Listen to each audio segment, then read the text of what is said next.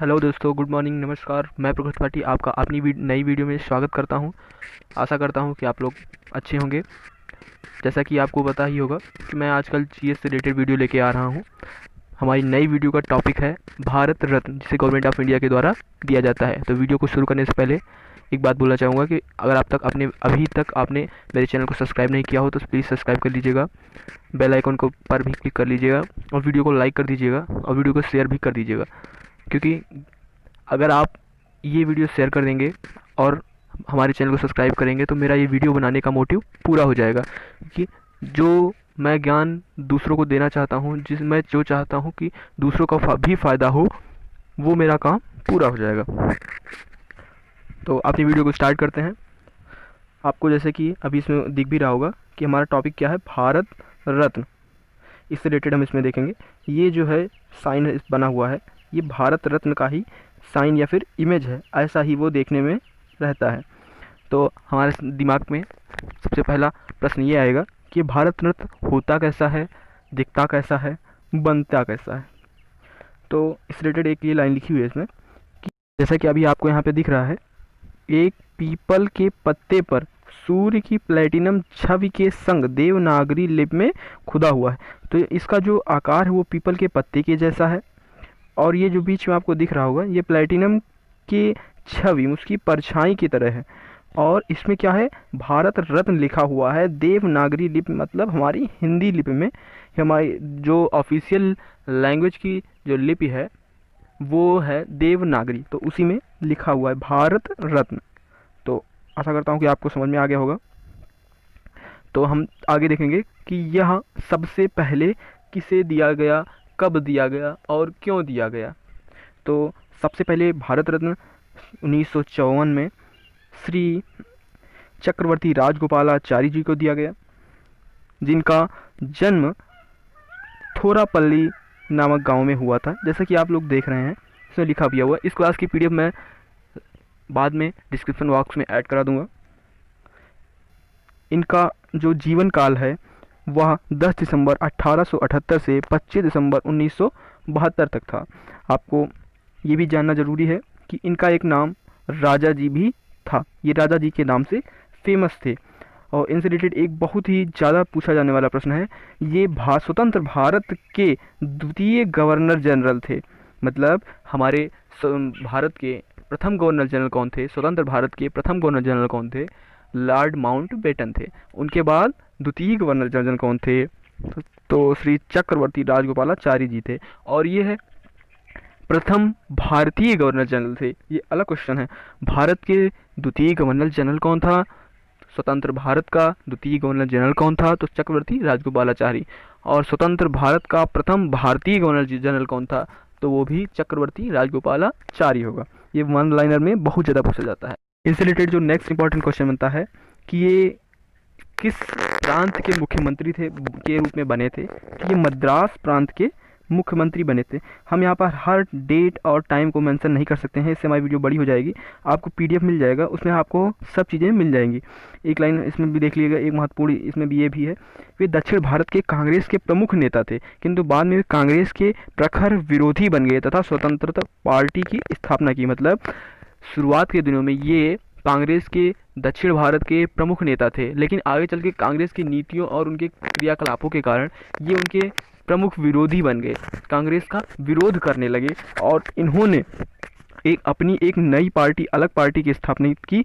वो पार्टी थी स्वतंत्र पार्टी के नाम से थी। आगे देखेंगे नेक्स्ट क्वेश्चन 1954 में ही हमारे श्री डॉक्टर सर्वपल्ली राधाकृष्णन जी को दिया गया। ये भारत के प्रथम उपराष्ट्रपति भी थे। अगर देखा जाए तो ये हमारे यहाँ के द्वितीय राष्ट्रपति भी बने। इन्होंने भी बहुत महत्वपूर्ण कार्य किए, जिससे इन्हें भारत का सर्वोच्च सम्मान दिया गया। इनके जन्म दिवस पर भी एक बहुत ज़्यादा इंपॉर्टेंट क्वेश्चन बनता है, इनके जन्म दिवस पर ही शिक्षक दिवस मनाया जाता है। ओके, 5 सितंबर को मनाया जाता है। और इनका जो जीवन काल रहा 5 सितंबर 1888 से 17 अप्रैल 1975 तक था। नेक्स्ट देखेंगे 1954 में ही हमारे वेंकटरमन जी को दिया गया। ये एक बहुत बड़े भौतिक शास्त्री थे। इन्हें नोबेल पुरस्कार भी दिया गया था 1930 में। आगे चल के देखेंगे, इन्होंने ही एक इफेक्ट या फिर इनकी एक थ्योरी आई थी जिसे हम रमन प्रभाव के नाम से जानते हैं, और इन्हें लेनिन पुरस्कार से भी सम्मानित किया गया था। नेक्स्ट क्वेश्चन देखेंगे, 1955 में किसको दिया गया है? भगवान दास जी को, जो कि वाराणसी के रहने वाले थे। नेक्स्ट देखेंगे इसमें क्या गया है। और इन्होंने सेंट्रल हिंदू कॉलेज की स्थापना की थी। सेंट्रल हिंदू कॉलेज काशी हिंदू विश्वविद्यालय की स्थापना का मूल है। मतलब कि सेंट्रल हिंदू कॉलेज को ही आगे चलकर काशी हिंदू विश्वविद्यालय के रूप में बनाया गया, और इन्होंने वहाँ पर अध्यापन कार्य भी किया। ये वहाँ के मुख्य अध्यापक भी रहे। डॉक्टर भगवान दास जी ने हिंदी और संस्कृत में 30 से भी अधिक पुस्तकों का लेखन किया है। इससे क्या पता चलता है कि ये बहुत ही बड़े लेखक भी थे। इनका जीवन काल 12 जनवरी 1869 से 18 सितंबर 1958 तक था। नेक्स्ट देखेंगे, 1955 में किसको दिया गया? विश्वेश्वरैया को। ये कर्नाटक के रहने वाले थे, और इनका एक तेलुगु के गरीब परिवार में हुआ। 1955 में भारत के सर्वोच्च सम्मान भारत रत्न से सम्मानित किया गया, और इन्हीं के जन्म दिवस पर अभियंता दिवस मनाया जाता है। कौन सा? Engineers day. आगे देखेंगे, हमारे अगले महापुरुष श्री जवाहरलाल नेहरू जी हैं। पंडित जवाहरलाल नेहरू जी हैं। इन्हें 1955 में भारत रत्न दिया गया। ये स्वतंत्र भारत के प्रथम प्रधानमंत्री थे, जैसा कि आप सब लोग जानते ही हैं, और इनका जन्म इलाहाबाद में हुआ था। और इन्होंने कूटनिरपेक्ष आंदोलन भी चलाया था, और इन्हें 1955 में भारत रत्न दिया गया। और 27 मई 1964 को जवाहरलाल नेहरू को दिल का दौरा पड़ने से इनकी मृत्यु हो गई। मतलब इनका एक हार्ट अटैक आया जिससे इनकी मृत्यु हो गई। तो इनका जीवन काल 14 नवंबर 1879 से 27 मई 1964 तक था। नेक्स्ट देखेंगे, 1957 में पंडित गोविंद वल्लभ पंत जी को दिया गया। इनका जन्म भी उत्तर प्रदेश में ही हुआ था, और यह उत्तर प्रदेश के प्रथम मुख्यमंत्री और भारत के चौथे गृह मंत्री बने थे। उत्तर प्रदेश के प्रथम मुख्यमंत्री और भारत के चौथे गृह मंत्री बने थे। सन 1957 में उन्हें भारत रत्न से सम्मानित किया गया। गृह मंत्री के रूप में उनका मुख्य योगदान भारत की भाषा के अनुसार इसमें जो भी है राजभाषा के रूप में प्रतिष्ठित करना था। आगे देखते हैं, 1958 में डॉक्टर ढोंढो केशव कार्वे, क्या नाम है इनका, और इनका जन्म रत्नागिरी में हुआ था। शेरावली जिला रत्नागिरी में हुआ था। ये एक समाज सुधारक थे। इनसे रिलेटेड अगर देखा जाए तो पहला टॉपिक क्या आता है, ये एक समाज सुधारक थे, और इन्होंने महिला शिक्षा, वुमेन एजुकेशन और विधवा पुनर्विवाह पर बहुत ही ज़्यादा बल दिया था। और इन्होंने SNDT महिला विश्वविद्यालय की, भारत का प्रथम महिला विश्वविद्यालय था, उसकी स्थापना की थी। और इन्हें 1958 में भारत रत्न, जो कि हमारे देश का सबसे बड़ा सम्मान है, उससे सम्मानित किया गया था। आगे देखेंगे 1961, बिधन चंद्र रॉय, इनका जन्म एक बंगाली परिवार में हुआ था, और इनका जो वर्तमान घर है वो शिशु सदन नामक विद्यालय से अघोर प्रकाश शिशु सदन नामक विद्यालय में परिवर्तित कर दिया गया है। ये एक बहुत बड़े डॉक्टर थे, ये एक चिकित्सक और स्वतंत्रता सेनानी थे। इन्हें पश्चिम बंगाल के द्वितीय मुख्यमंत्री के रूप में चुना गया था। इनके जन्म दिवस 1 जुलाई को भारत में चिकित्सक दिवस के रूप में मनाया जाता है। डॉक्टर्स डे के रूप में इन्हीं के बर्थडे को हम मनाते हैं। किसको? बिधन चंद्र रॉय को। और इन्हें आगे चलकर 1961 में भारत रत्न से सम्मानित किया गया। आगे देखेंगे 1961 में भी एक और भारत रत्न दिया गया पुरुषोत्तम दास टंडन जी को। इनका जन्म उत्तर प्रदेश के इलाहाबाद में हुआ था। ये भी एक स्वतंत्रता सेनानी थे। आगे देखेंगे इन्होंने हमारे स्वतंत्रता आंदोलन में अग्रणीय योगदान दिया। ये एक समर्पित राजनयिक और हिंदी के अन्य सेवक कर्मठ पत्रकारों में से एक थे।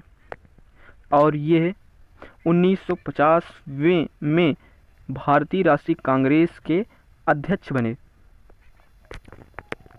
और इन्हें हम जनमानस में सामान्य जन मतलब कि आम बोल भाषा में राजर्षि के नाम से जानते थे।